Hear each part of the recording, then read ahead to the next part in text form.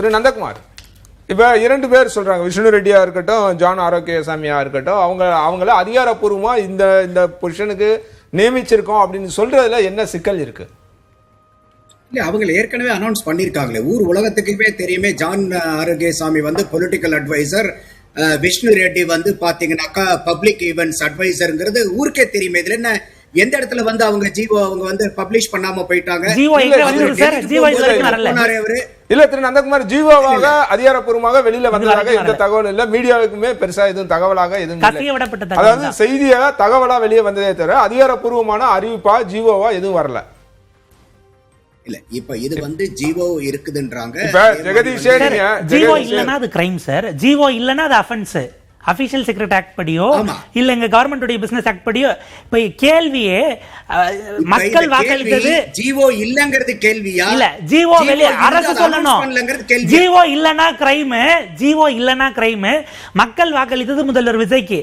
ஆனா ஜெகதீஷ் பழனிசாமி அவர்கள் அவரா சொன்னா நாட்டு மக்கள் தெரிஞ்சுக்கணும் என்பது சரியா? டிரான்ஸ்பரன்சிக்குள்ள வருமாங்கிறதா கேள்வி. முதலமைச்சர் யார வேணாலும் போடுறதுக்கு யாரும் எதிர்க்கல.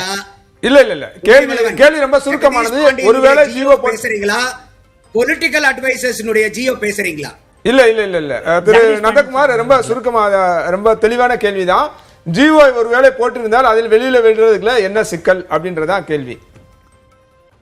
இல்ல, இதுல எந்த சிக்கலும் கிடையாதுங்க. அதே மாதிரி எல்லா ஜியோ சோசியல் மீடியால வந்து வைரல் பண்ணி எல்லாத்துக்கும் சொல்லணுங்கிற கம்பல்ஷன்ஸ் இல்ல. சோசியல் மீடியாவுக்கு சொல்லணுமா இல்லையா? சார் தாவேகால இல்ல சார், பப்ளிக் எக்ஸ்டெக்கர்ல இருந்து வெளியில போகுது சார். பப்ளிக் எக்ஸ்டெக்கர்ல இருந்து அவங்களுக்கான சேலரியில இருந்து அத்தனை அலவன்ஸும் கொடுக்குறாங்க. இல்ல அவர் சொல்ல வர்றது ஜியோ போட்டுட்டாங்கன்னே சொல்றாரு. ஜியோ போட்டுட்டாங்க, அரசு அறிவிக்கணும் சொல்ல வேண்டிய அவசியம் இல்லை, அப்படியான கட்டாயம் எதுவும்.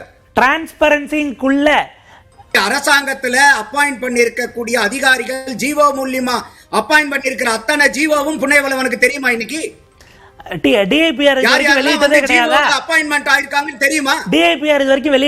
ஒவ்வொரு முறையும் அதிகாரிகள் தொடங்கி ஒவ்வொரு அப்பாயின்மெண்ட்டும் சார், ஒவ்வொரு ஐஏஎஸ் ஐபிஎஸ் பியூரோக்ரசி டிரான்ஸ்ஃபரும் இமிடியேட்டா ரிப்போர்ட் ஆகுது, கம்யூனிகேட் பண்ணப்படுறாங்க த்ரூ மீடியா. டிஐபிஆர் மூலமா வந்துட்டு இருக்கு. மற்ற போஸ்டிங்ஸ் இன்சைட் செக்ரட்டரியேட் இதெல்லாம் மறைக்கப்பட்டதுன்னு சொல்லுங்க சார். ஒரு 1 or 2 சொல்லுங்க. செக்ரட்டரியேட்டுக்குள்ள அவங்களுக்கு, நான் திரும்ப சொல்றேன், அவங்களுக்கு கொடுப்பது தவறுன்னு பேசல. இதுக்கு முன்னாடி ஆட்சிகளில் அப்படி மறைக்கப்பட்ட போஸ்டிங், இதுக்கு முன்னாடி ஆட்சியில மறைக்கப்பட்ட. அதுக்கப்புறம் நான் பேசுறேன் பிரதர், நீங்க அவர் ஃபுல்லா பேசிட்டு எனக்கு அப்புறம் நீங்க வாங்கல. Over to you sir. எனக்கு ஆன்லைன்ல இருக்கனால அவர் இன்டரப்ட் பண்ணிட்டே இருக்காரு. I am very difficult to speak. இல்ல நீங்க பேசலாம், நீங்க பேசலாம். இப்போ இந்த இடத்துல ஒரு ஜிஓ வந்து ஒரு ஃபோர்ஜரி ஆயிருக்கு, இல்ல ஒரு ஜிஓ போட்டதுக்கு முன்னாடி ஒரு பேக் டேட்டடா பண்ணிருக்காங்க, ஜிஓவை ஆல்டர் பண்ணிருக்காங்கன்னா அது கிரைம். அதுல எந்த மாற்று கருத்தும் இல்ல. அப்போ ஒரு ஜிஓ போட்டது வந்து ஜிஓ வந்து எனக்கு தெரியல, பொது வெளியில வரல, பப்ளிக் மீடியால வரலங்கறனாலவே அது வந்து ஒரு தவறுதல்னு சொல்ல முடியாது. நான் அதனாலதான் கேட்கிறேன், எல்லா ஜிஓவும் இன்னைக்கு எல்லா இடத்துலயும் பெருசா நமக்கு வைரல் ஆகி வர்றது கிடையாது. அப்ப நம்ம இன்னைக்கு கேட்க வேண்டிய கேள்வி என்னன்னா, இந்த ஜிஓ ஒரிஜினல் ஜிஓவா இல்லையா? அந்த ஜிஓ ஒரிஜினல் ஜிஓ இல்லன்னா then it is an allegation, then it is a crime. இல்ல அந்த ஜிஓவை வந்து அவங்க அடல்ட்ரேட் பண்ணிருக்காங்க, அத வந்து பாத்தீங்கன்னாக்கா ஒரு டேம்பர் பண்ணிருக்காங்க, ப்ரீடேட் பண்ணிருக்காங்க, இதுல வந்து ஒரு சட்டத்துக்கு புறம்பாக நடந்திருக்குன்னா நம்மளே கேள்வி கேட்கலாம். சோ அப்ப அதுதான், அப்படித்தான் நம்ம இதை பார்க்க வேண்டியது இருக்கு. அடுத்தது, இன்னைக்கு ஜான் ஆரோக்கியசாமியும் பொலிட்டிக்கல் அட்வைசரா இருக்கக்கூடிய அந்த விஷ்ணு ரெட்டியும் அந்த கேபினெட் மீட்டிங்ல வராங்கன்னு சொல்லும் போது it is on the invitation of the chief minister.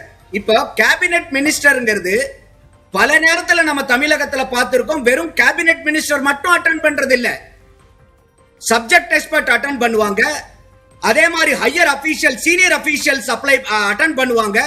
Chief மினிஸ்டருக்கு வந்து பாத்தீங்கன்னாக்கா அந்த ஒரு பிரச்சனையில என்னங்கிற ஒரு பெர்ஸ்பெக்டிவ் கிடைக்கணுங்கிறதுக்காக அவங்களையும் கூப்பிட்டு உட்கார வச்சு பேச வைப்பாங்க. ஒன்னே ஒன்னு என்னன்னா, இந்த அட்வைசர்ஸ்க்கு கேபினெட் மீட்ல there is no voting rights. எந்த விதமான வோட்டிங் ரைட்ஸும் இந்த அட்வைசர்ஸ்களுக்கு கிடையாது. அப்படி இந்த கேபினெட் மீட்டிங்ல இந்த அட்வைசர்ஸும் அவங்க வோட்டிங் ரைட்ஸ் எடுத்து அவங்களும் vote பண்ணிருக்காங்கன்னா then it is against the constitution. அதுல எனக்கு மாற்று கருத்து இல்ல. இப்ப இந்த ரெண்டு அட்வைசருமே they are advisors to chief minister. அப்ப இன்னைக்கு ஒரு கேபினெட் மீட்டிங்ல ஒரு எக்ஸ்பர்ட் டிஸ்கஷன் நடக்கும்போது இன்னைக்கு ஒரு முதலமைச்சரா இருக்கிற வரைக்கும் எல்லா சப்ஜெக்ட் எக்ஸ்பர்டன்ஸையும் தெரியணுங்கிற அவசியம் கிடையாது. நம்ம இதுவரைக்கும் பார்த்திருக்கோம் தமிழ்நாட்டுல அத்தனை பேருமே அத்தனை துறையிலையும் நிபுணத்துவம் வாய்ந்த முதலமைச்சர்கள் கிடையாது. பல துறைகள்ல அவங்களுக்கு நிபுணத்துவம் இருக்காது. அப்படி இருக்கக்கூடிய சூழ்நிலைகள்ல அட்வைசர்ஸ் வச்சிருக்கும் போது அந்த கேபினெட் மீட்டிங்ல தனக்கு சரியான ஆலோசனைகள் கிடைக்கணும். அட்வைசர்ஸ் சீஃப் மினிஸ்டரை இன்வைட் பண்றதுக்கு வாய்ப்புகள் இருக்கு. இப்ப எந்த இடத்துலயும் இப்ப தமிழ்நாடு பிசினஸ் ரூல்ஸ்ல உங்களுக்கு வந்து பாத்தீங்கன்னா பொலிட்டிக்கல் அட்வைசர்ஸ் கூப்பிடலாங்கிறதுக்கு சட்டம் இல்ல, ஆனா கூப்பிடக்கூடாதுங்கிறதுக்கும் சட்டம் இல்ல.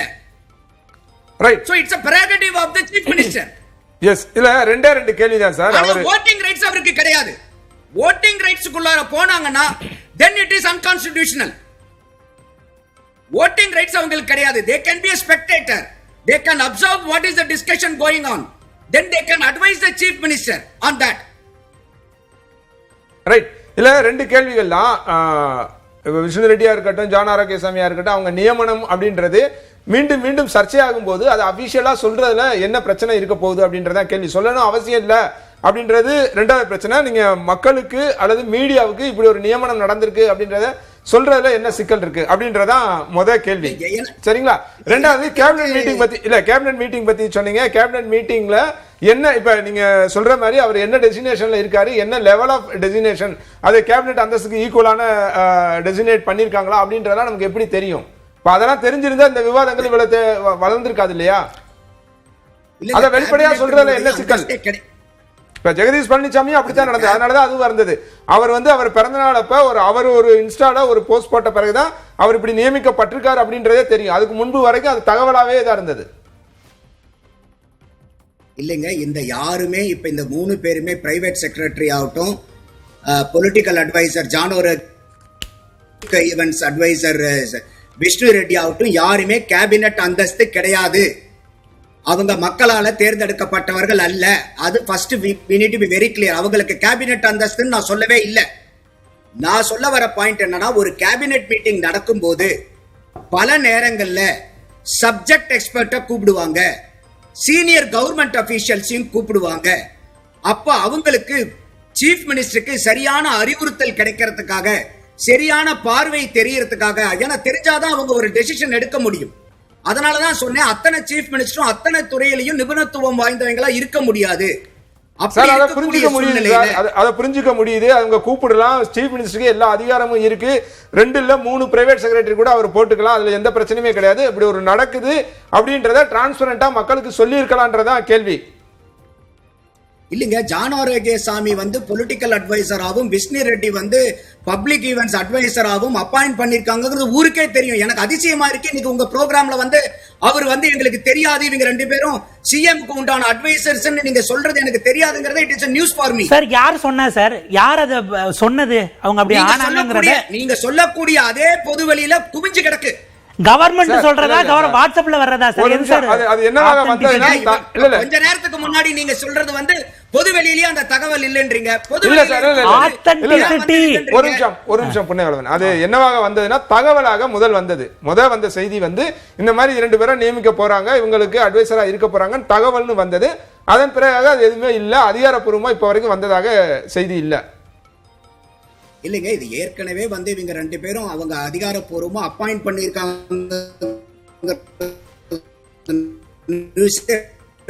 வந்துருச்சு. மீடியால நீங்க சொல்ற மாதிரி போட்டதுக்கு அப்புறம் தான் எங்களுக்கு தெரியவே இல்லை, எங்க கிட்ட சொல்லவே இல்லைன்னு பேச ஆரம்பிச்சது ஜெகதீஷ் அவர்கள் அந்த ஜிஓவை போட்டதுக்கு அப்புறம் தான் இந்த கேள்வி வந்தது. அட்வைசர்ஸ்க்கு ஏற்கனவே இந்த 2 பேரும் அட்வைசர்ஸ் அப்பாயிண்ட் பண்ணிருக்காங்கிறது எல்லாத்துக்குமே தெரியும். என்ன டேட்ல தமிழ்நாடு கவர்மெண்ட் ரிலீஸ் பண்ணுச்சு சார்? எப்படி புன்னைவளவனுக்கு தெரியலன்ட்டு சார் தமிழ்நாடு கவர்மெண்ட் எந்த டேட்ல அது பப்ளிக் ஆக்குனாங்க? ஜிஓ இருந்தா ஷேர் பண்றீங்களா சார்? இல்ல புன்னைவளவன் ஜிஓ இருந்தா ஷேர் பண்றீங்களா சார்? இல்ல, இருந்துச்சுன்னா நான் கட்டாயமா பார்த்து உங்களுக்கு அனுப்பிச்சு விடுறேன். கவர்மெண்ட் அதை எப்போ இன்டிமேட் பண்ணாங்க? பண்ணிருந்தா தானே வெளியில வர்றதுக்கு. கவர்மெண்ட் ஆத்தென்டிக்கா சொல்ல வேண்டியிருக்கு. கடந்து போலாம். அடுத்த செய்தி வரல.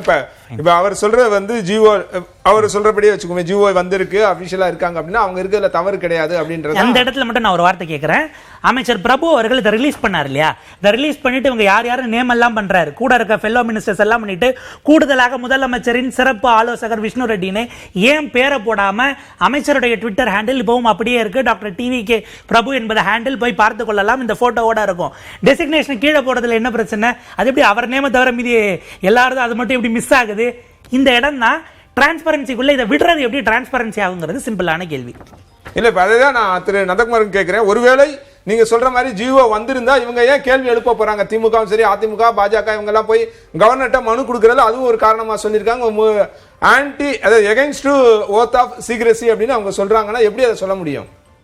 நீங்க சொல்லும்படி அதை சொல்ற பட்சத்துல ஜிஓ வந்திருந்தா இல்ல, அவங்க கம்ப்ளைண்ட் என்னன்னா, தோ being an advisor they should not attend the cabinet meetingங்கிறது அவங்களுடைய குற்றச்சாட்டு.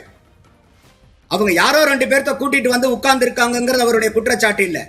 அவருடைய அட்வைசரா இருந்தாலும் எப்படி வந்து கேபினெட் மீட்டிங்குள்ளார அவங்கள அனுமதிக்கலாங்கிறது தான் இப்ப இவங்க கேட்கக்கூடிய குற்றச்சாட்டு. இல்லை சார், டிஜிபி சார் ஒரே ஒரு சின்ன இது மட்டும், டிஜிபி ஆஃபீஸில் கொடுத்த கம்ப்ளைண்ட்டில் எந்த பேசிஸில் அவங்க அட்டன் பண்ணுறாங்க, அதுக்கான எவிடன்சஸ் ஆன் பேஸ் எதுவாக இருந்தால் அதை தெளிவுபடுத்தணும்னு கேட்டு, இல்லைன்னா எஃப்ஐஆர் போடணும். அவங்கள இப்போ கேட்கறதே ஜிஓ இருந்தால் பப்ளிக் பண்ணுங்கிறது தான், அது இல்லைனா தான் அது அஃபென்ஸுங்கிற இடத்துல தான் முதல்ல அது மூவ் பண்ணப்பட்டது. டிஜிபி ஆஃபீஸ் கம்ப்ளைண்ட் டிஜிபி முதலமைச்சருடைய ஐஏஎஸ் ஐபிஎஸ் மாநாட்டில் இருந்தாருங்கிறதுனால அவர் ரிசீவ் பண்ணிக்கிட்டாங்க அந்த கம்ப்ளைண்ட்டை. அதுக்கு பிறகு தான் கவர்னர்கிட்ட போகிறாங்க. நாளைக்கு கோர்ட்டுக்கு போனா டிஜிபி கிட்ட மூவ் பண்ணலனா எஃப்ஐஆர் போட சொல்லி போலாங்கிறதுக்காக ஜிஓ பப்ளிக் பண்ணா இது எல்லாமே முடிஞ்சு போயிடும் சார். முதலமைச்சர் ஸ்கோர் பண்ணுவதற்கான இடம் இது. சிம்பிளா ஒரு ஜிஓ வந்துச்சுன்னா இவங்க அத்தனை பேருடைய வாயை அடைச்சிடலாமே. பொலிட்டிக்கலி அது முதலமைச்சருக்கு எட்ஜ் தானே. நான் அதைத்தான் சொல்ல வரேன். அப்ப புண்ணியவளவனுக்கு இந்த அளவுக்கு டெக்னிக்காலிட்டிஸ் தெரிஞ்சிருக்கிறவங்களுக்கு, ஒரு கவர்மெண்ட்ல சீஃப் மினிஸ்டருக்கு அட்வைசர் கொடுக்கறவங்களுக்கோ இந்த நுவான்சஸ் எல்லாம் தெரிஞ்சிருக்காதா? சும்மா போய் 2 பேர்த்த கூட்டிட்டு போய் ஒரு கேபினெட் மீட்டிங்குள்ளார உட்கார வச்சு வேடிக்கை பாருங்கன்னு சொல்லிடுவாங்களா? அததான் ஏன் வெளியில சொல்லிட்டு செய்யலாமே, அவங்க 2 பேரும் பொறுப்பு கொடுத்துருவோன்னு அறிவிக்கிறதுல என்ன தயக்கம், என்ன தடுக்கிறது?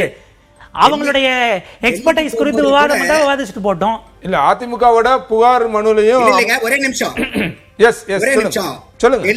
டெல்லிக்கு சிஎம் போகும்போது கூட விஷ்ணு ரெட்டி அந்த பிளைட்ல போனாரு. அப்பயே வந்த நியூஸ் ரிப்போர்ட்ஸ் பூரா விஷ்ணு ரெட்டி போறது அவருடைய பப்ளிக் ஈவென்ட்ஸ் அட்வைசரா சிஎம் இருக்கறனால போறாருங்கிறது பல நியூஸ் பேப்பர்ஸ்ல பப்ளிஷ் ஆயிருக்கு. ஆங்கில செய்திகளில இருந்து பப்ளிஷ் ஆயிருக்கு. சார் ஸ்பெகுலேஷன் புண்ணியவளவன் அதை பார்க்க மறந்துட்டாரு. தமிழ்நாடு அரசாங்கம் சொல்லாத வரை அது ஆத்தென்டிக் கிடையாது சார். கவர்மெண்ட்டினுடைய ரெக்கார்டுக்கு, கவர்மெண்டோட ரிப்போர்ட்டுக்கு இருக்க ஆத்தென்டிசிட்டி நியூஸ் பேப்பர்ல வர்றதுக்கு இருக்கா? Over to you. தமிழ்நாடு அரசாங்கத்துடைய அரசாணை விடவும் செய்தி ஊடகங்களில் வரக்கூடியது காசிப்ஸ்க்கு, பொலிட்டிக்கல் காசிப்பா இருந்தாலும் பவர் இருக்கா சார்? கோர்ட்ல நிக்குமா சார்? இப்ப நான் ஒண்ணு என்ன புரிஞ்சுக்கிறேன்னா, புண்ணியவளவனுக்கு ஜிஓ காப்பி வேணும். தமிழ்நாடு முதலமைச்சருக்கு வாக்களித்தவர்கள் அவர் யாரை வேண்டுமானாலும் போடுமான்னு பாக்குறாங்க. அரசு ஏன் வெளியில விடல? ஜிஓ இல்ல, புண்ணியவளவனுக்கு வேண்டாம் சார். ஜிஓ கிடைக்கல, அரசு ஏன் வெளியில விடலங்கறத கேள்வி. அரசு ஏன் அறிவிக்கல? புண்ணியவளவன் சொல்றது நான் இண்டிவிஜுவலா சொல்லல. இந்த மாதிரி எங்களுக்கு ஜியோ காப்பி வேணுங்கிறவங்களுக்கு அந்த ஜியோ காப்பியை பப்ளிஷ் பண்றதுல தப்பு இல்ல. அரசாங்கம் புண்ணியவளவனுடைய கோரிக்கையை ஏத்துக்கிட்டு பப்ளிஷ் பண்ணலாம், தப்பு கிடையாது. ரைட். நிறைவு பகுதிக்கு வருவோம். அதுல அதிமுக புகார்லையும் கூட அதை தான் சொல்லியிருக்காங்க. தமிழ்நாட்டில் கான்ஸ்டிடியூஷனல் பிரேக் டவுன் ஏற்பட்டிருக்கு, அமைச்சரவை கூட்டத்தில் இல்லாதவங்க கூட அமைச்சரவை கூட்டத்தில் பங்கேற்கிறாங்க அப்படின்னு சொல்லி தான் அவங்களும் புகார் மனுல, ஆளுநர் கொடுத்த புகார் மனுல கொடுத்திருக்காங்க. ரைட், நம்ம அதை நிறைய பேசிட்டோம்.